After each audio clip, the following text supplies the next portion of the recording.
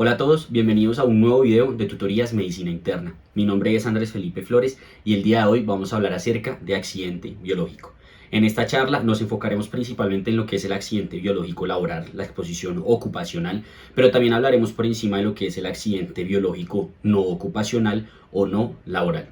Esperamos el video sea de agrado de todos ustedes. Recuerden que cualquier duda que tengan la pueden dejar en los comentarios y trataremos de responderla lo más pronto posible.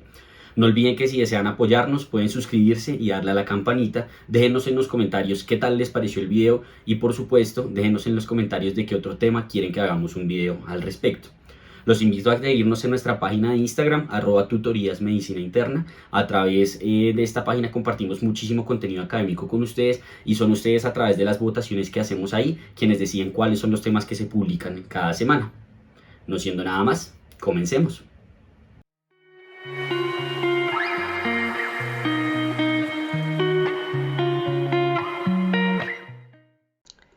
Vamos a hablar hoy entonces de lo que es el accidente biológico, principalmente enfocado pues a lo que es el accidente biológico de una exposición ocupacional en el trabajo, pero también vamos a hablar de exposición no ocupacional, como por ejemplo cuando ocurre una exposición tipo violación o cosas por el estilo, para también pues hablar un poquito de esto, pero va a estar más que todo enfocado a lo que es el accidente biológico por exposición ocupacional. Entonces, como introducción, lo primero que hay que saber es que es un evento prevalente en salud. Es bastante común que haya exposiciones. Yo creo que cualquier persona que puede estar viendo este video seguramente le ha pasado como mínimo una vez en su carrera en el pregrado o en su carrera ya como profesional que ha tenido algún tipo de accidente biológico, ¿cierto? Se ha expuesto porque se chuzó con una aguja, porque tuvo una salpicadura o algo por el estilo. Es muy prevalente. Y si uno mira el riesgo es realmente bajo. O sea, el riesgo de contagiarse es bajo. Sin embargo, el problema es que si llega a suceder algún tipo de contagio, pues las complicaciones pueden ser significativas, pueden ser graves, porque las infecciones que uno se puede llegar a contagiar pues son infecciones que son serias como infección por el virus del VIH, hepatitis B, hepatitis C, entre otras. Para eso existe incluso una organización que es la OSHA, que se encarga precisamente de regular todo lo que son las medidas preventivas, el manejo de los accidentes y de las exposiciones ocupacionales, entre otras.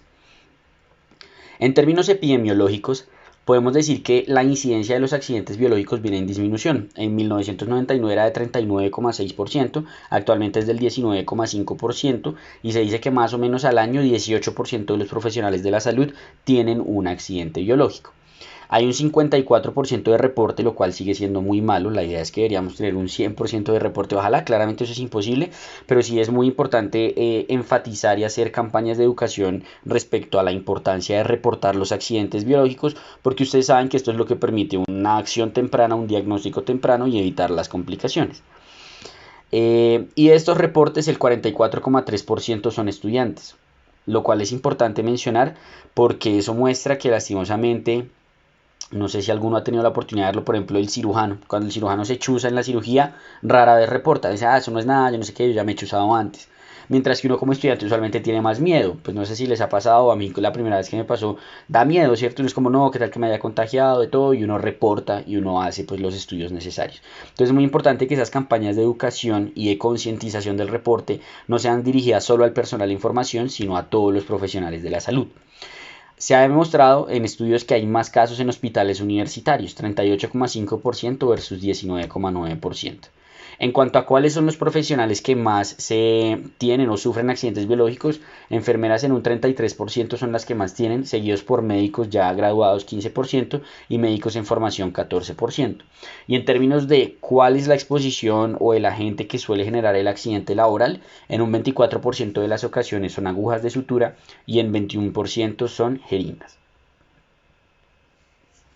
En cuanto a la epidemiología, lo importante, como les decía, es ver cómo usualmente hay una disminución. Hay una tendencia en general hacia la disminución de los accidentes biológicos.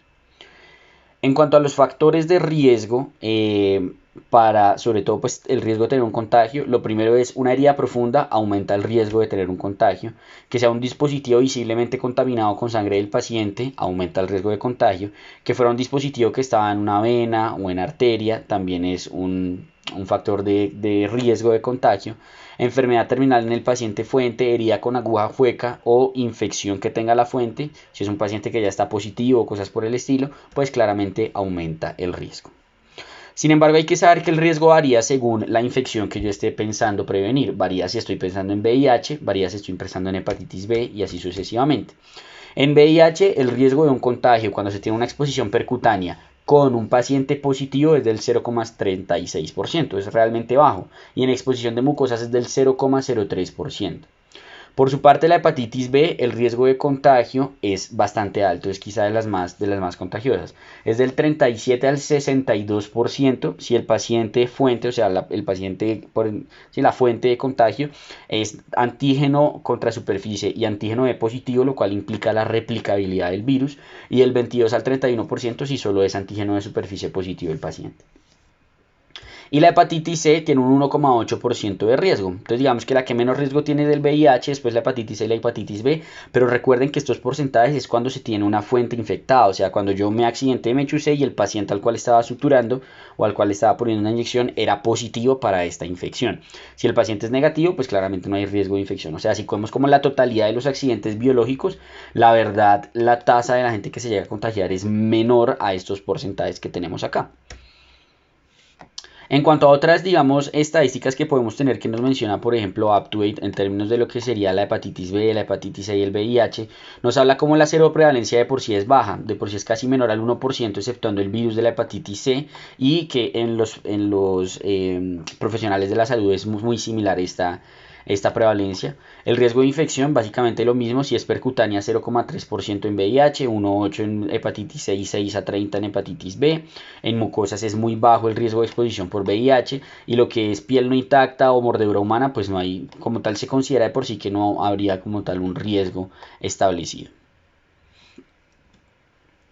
Teniendo en cuenta esto, pues lo más importante, como siempre les digo, lo mejor o la mejor forma de tratar es no tener que tratarlo, es prevenir, ¿cierto?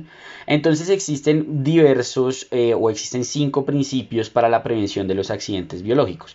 El primero de ellos es la bioseguridad, todo lo que tiene que ver con las medidas de bioseguridad. ¿Listo? El segundo principio de ellos es el autocuidado, entonces uno cuidarse uno mismo, uno hacer todas las acciones que uno tiene que hacer. El tercer concepto es la universalidad, y el concepto de la universalidad parte del principio de definir que uno debe asumir que todo paciente tiene riesgo de estar contagiado. Por ahí dice un dicho que uno debería tratar a todo paciente, debería hacer las maniobras en todo paciente como si ese paciente tuviera VIH. Pero creería yo que teniendo en cuenta los porcentajes que acabamos de hablar, hay que hacerlo como si todo paciente tuviera hepatitis B, ¿cierto? O sea, asumir que todo paciente tiene riesgo de estar contagiado y que si uno se llega a accidentar va a tener un riesgo elevado de contagiarse. Cuarto elemento, lo que son las barreras de protección, y en barreras de protección hablamos de barreras de protección físicas, uso de tapabocas, guantes, batas, y barreras de protección inmunológicas, como vacunación. Y las medidas de eliminación, por ejemplo, los guardianes para la eliminación de los efectos cortopunzantes, entre otras. Todas estas medidas hay que educar siempre a todo el personal de salud, y nuevamente no solo al personal en formación, sino a todo el personal de salud. E idealmente debería haber inmunización gratuita contra hepatitis B para todo el personal de salud.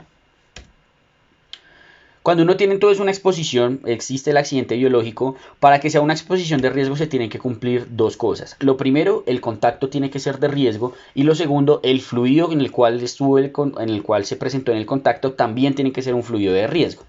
Cuando hablamos de contacto de riesgo estamos hablando de lesión o más bien de piel no intacta. Entonces heridas percutáneas, contacto con mucosas o piel no intacta, aunque también cualquier contacto directo en un laboratorio donde experimenten con VIH se considera un contacto de riesgo.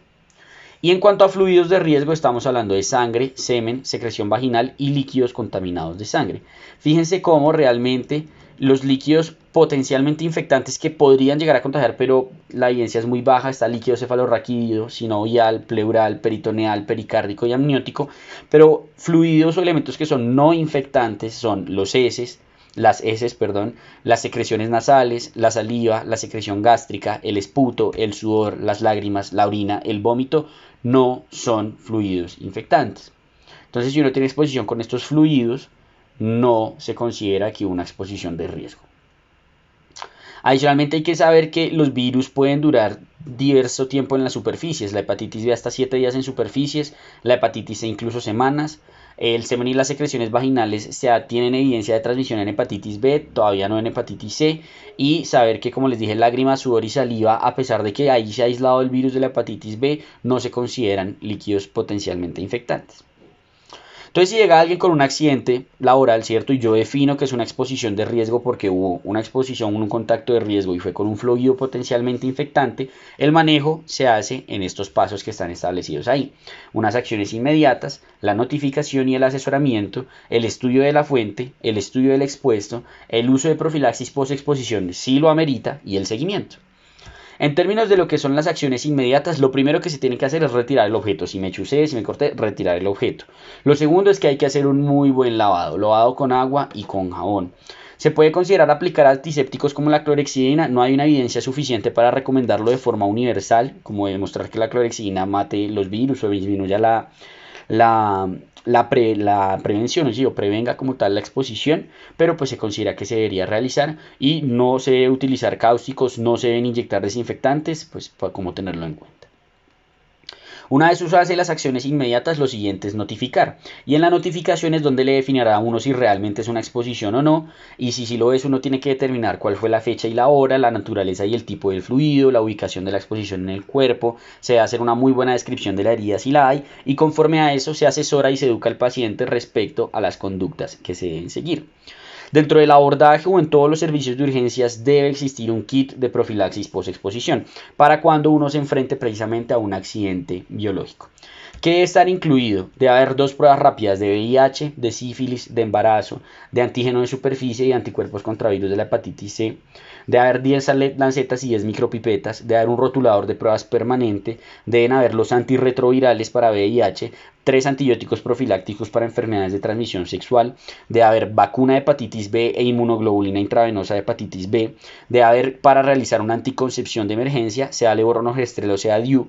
Debe haber formas de control de inventario y fecha de vencimiento y debe haber de formatos de reporte e interpretación de pruebas rápidas.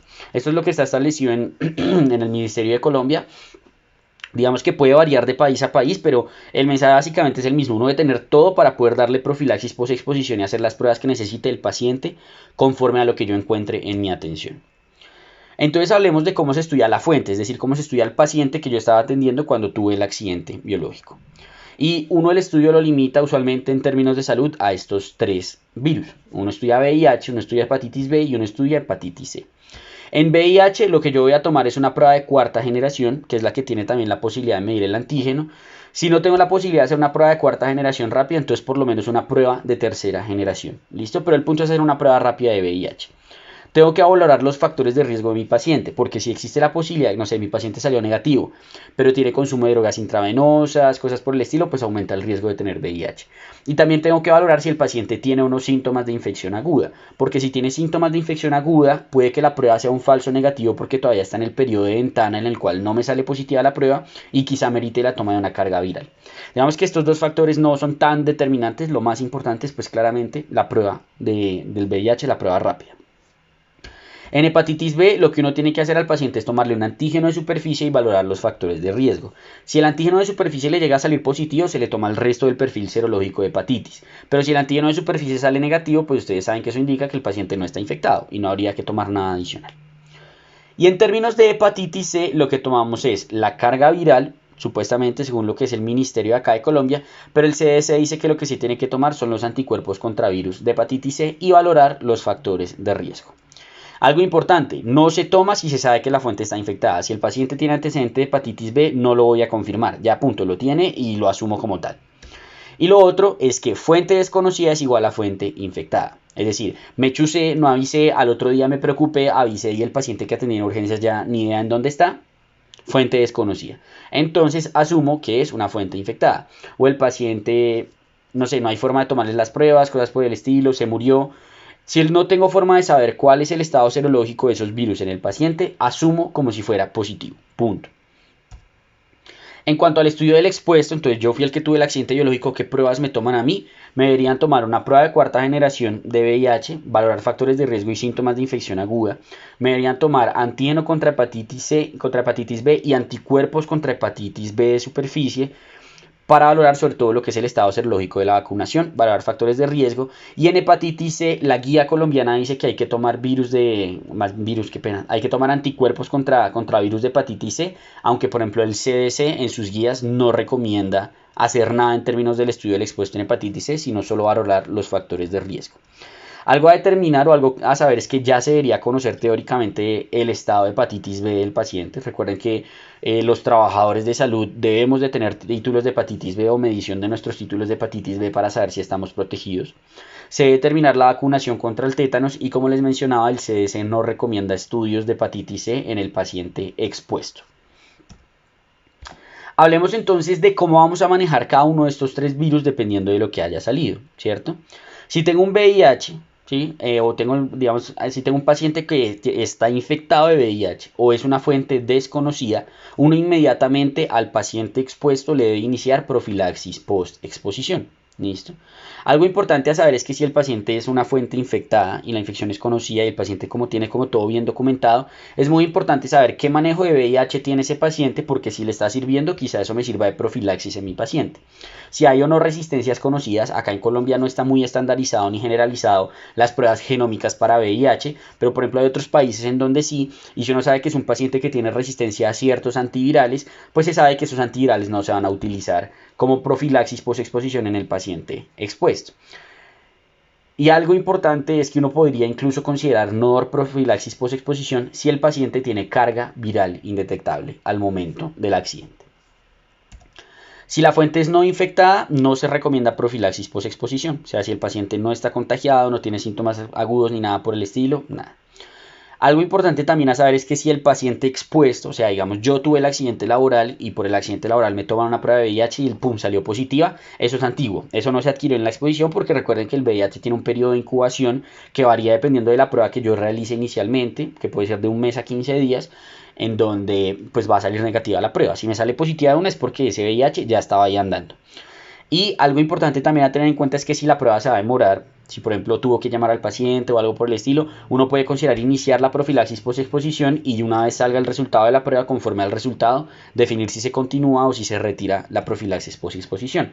La razón de este último mensaje es porque la profilaxis post-exposición idealmente se debe dar en las primeras 2 horas. Es donde más hay evidencia. Y si no se demora estas 2 horas, máximo sean 72 horas. La razón por la cual están estas 72 horas es porque posterior a las 72 horas se cree que ya hay infección como tal de los linfocitos y ya el uso de los antivirales no va a servir, porque el virus ya va a continuar replicándose en términos de profilaxis post-exposición. Se recomienda, según las últimas guías, que uno podría incluso prolongar hasta una semana en contactos de muy alto riesgo, como lo es una herida por una aguja que estaba en una vena o una arteria de un paciente contagiado con VIH. En cuanto a qué esquema o qué antivirales deberíamos utilizar en la profilaxis post-exposición, la verdad no existe un esquema ideal, la evidencia es escasa y también es desconocido cuánto debería ser la duración óptima. La duración óptima que se utiliza son 28 días usualmente, y es porque ese fue el estudio que se validó en el New England en 1997 cuando se utilizaba como tal sidobudina. ¿Listo? Entonces pues digamos que es lo que se suele utilizar, pero pues no hay mucha evidencia al respecto.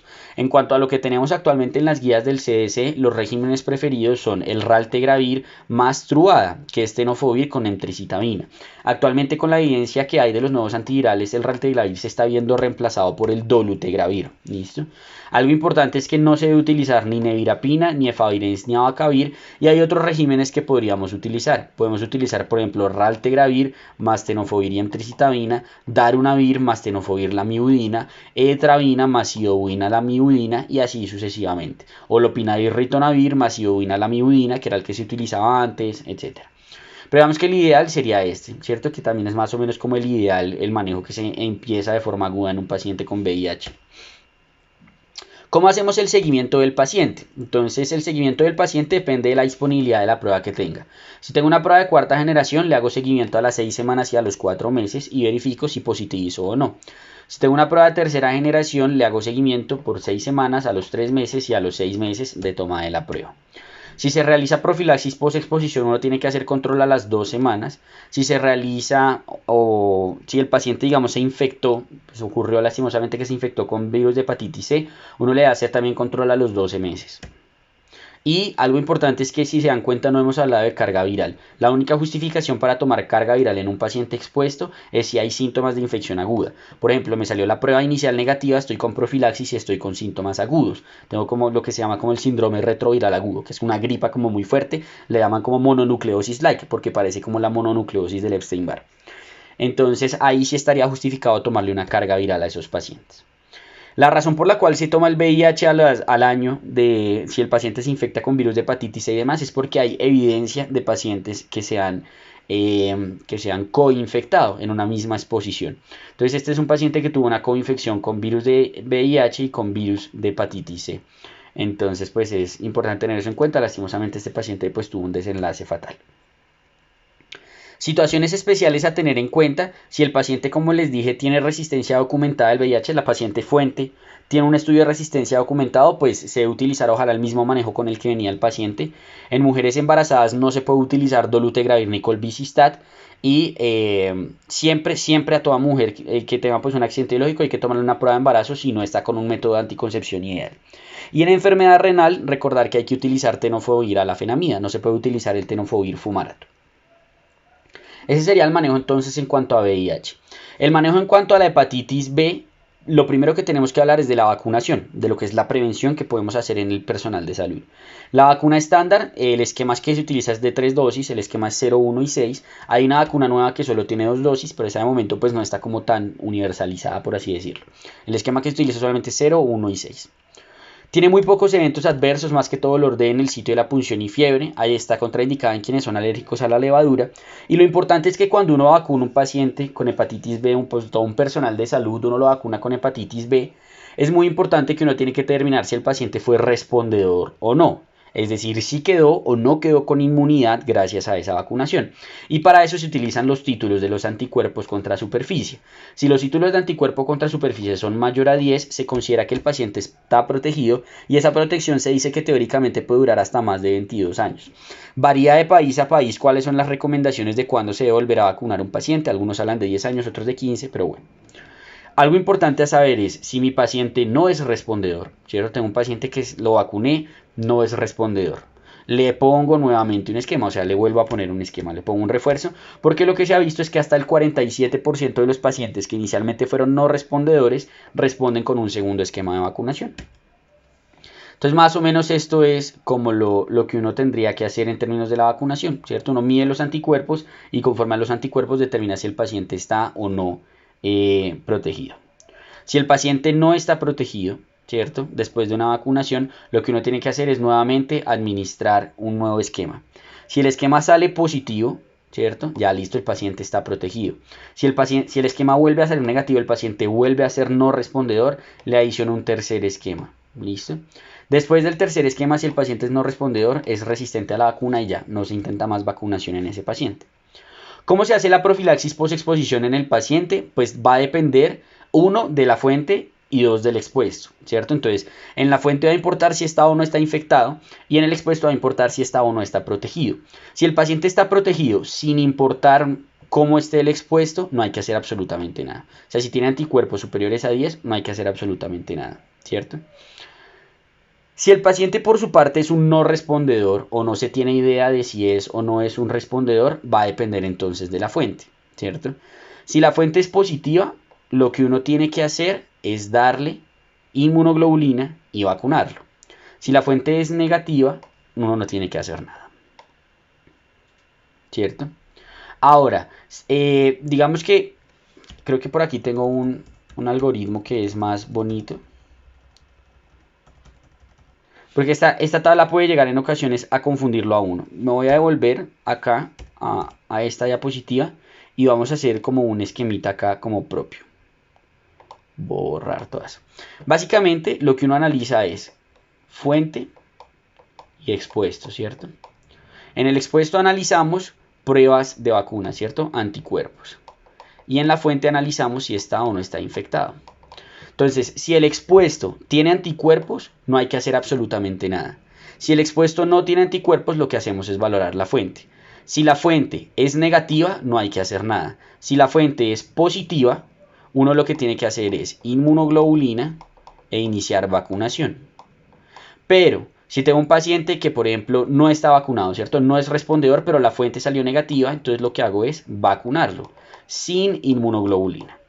Ese sería como el manejo que haríamos. Entonces lo que tenemos acá, si un paciente es positivo, si la fuente es positiva y el paciente no está protegido, uno tiene que ponerle inmunoglobulina, ¿cierto? Mientras que si el paciente es negativo y el paciente no es un no respondedor, uno tiene que ponerle la vacunación o completarle la vacunación. En cuanto al uso de la inmunoglobulina, la dosis es de 0,06 cc por kilo intramuscular. Se puede poner al mismo tiempo la inmunoglobulina y la vacuna, sí, siempre y cuando sean en sitios de punción diferentes. Idealmente se debe aplicar en las primeras 24 horas, tiene un máximo de 7 días y la efectividad es cercana al 75%. En cuanto al seguimiento que hacemos con estos pacientes, cuando era una fuente infectada o desconocida, a los 6 meses al paciente expuesto le tengo que tomar antígeno y anticuerpo. Si la fuente era no infectada, básicamente es dependiendo de si era respondedor o no. Si el paciente era respondedor y ya estaba protegido, no hay que hacer nada. Pero si no era respondedor y le tuve que vacunar, entonces le hago control un mes después de la última dosis de la vacuna y 6 meses después de la última dosis de la inmunoglobulina intravenosa. Hablemos ahora de la hepatitis C, ¿cierto? Cuando el paciente, digamos para la hepatitis C, vamos a valorar dependiendo de si la fuente está infectada o no está infectada. Si tengo un paciente que tuvo una exposición con una fuente no infectada, según el CDC no hay que hacer nada más, según la GPC ustedes vieron que hay que tomar anticuerpos. Ahora, si el paciente está frente a una fuente infectada o desconocida, que recuerden que desconocido es igual a asumir que está infectado, va a depender entonces de cómo le salgan los anticuerpos a mi paciente, o sea, al expuesto. Si yo fui el del accidente laboral, cómo me salgan a mí. Si mis anticuerpos llegan a salir positivos, ¿cierto? Me van a tomar una carga viral. Si la carga viral es positiva, más o menos lo mismo del VIH. Eso quiere decir que yo ya estaba infectado de antes y no fue en la exposición que me contagié. Si la carga viral salga negativa, pues es un falso positivo. Mientras que si los anticuerpos me llegan a salir negativos, lo que hay que hacerle es seguimiento a ese paciente. El seguimiento, ¿cómo se va a hacer? Se va a hacer con carga viral a las 3 semanas o con anticuerpos contra virus de hepatitis C a los 6 meses. Y si llega a ser positivo esto, uno lo que hace es tomarle carga viral. El objetivo es establecer un diagnóstico precoz de la infección crónica. Recuerden que una infección crónica requiere 6 meses de contagio. ¿Por qué es importante esto de la hepatitis C? ¿O qué es importante más bien mencionar? Que no existe profilaxis post-exposición. Hay ausencia de evidencia de que realmente sirva, además de que no existe un buen conocimiento de cómo es la infección aguda de la hepatitis C, porque la hepatitis C lo que nos importa es la infección crónica. Entonces no habría una verdadera justificación costo-efectividad de realizar profilaxis post-exposición. Ni siquiera con los nuevos medicamentos que tenemos de antivirantes directos, lo que es el Sofosbuvir y todas estas cosas, los anti-NS5A, anti-NS5E, etcétera. De eso no hay evidencia que realmente sirva en términos de lo que es la profilaxis post-exposición. Y por eso, incluso en los estudios no se ha demostrado que la profilaxis post-exposición sirva de algo. Entonces a los pacientes no se les da profilaxis post-exposición. Si mi paciente tuvo riesgo de contagio de virus de hepatitis C, lo único que hay que hacer es hacerle seguimiento y esperar que no se haya contagiado. El resumen de seguimiento básicamente va a ser este. Entonces al momento de la profilaxis lo que le va a tomar a todos es prueba de VIH, una analítica general, le voy a tomar prueba de hepatitis B, prueba de hepatitis C, recuerden según guía colombiana, según la CDC absolutamente nada. Y dependiendo lo que habíamos hablado de ahorita de lo que es la exposición no ocupacional que vamos a mencionar ahorita, no añadiría tamizaje de ITS y prueba de embarazo.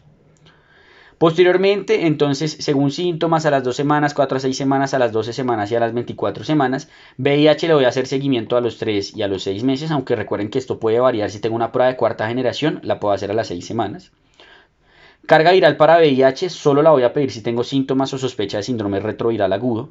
Hepatitis B le voy a hacer control a los 6 meses, aunque si tuve que vacunarlo recuerden que es al mes de la última vacunación. Y para hepatitis C le voy a hacer control a los 3 meses y a los 6 meses. ¿Listo? Carga viral para virus de hepatitis C solo ante síntomas de hepatitis viral aguda.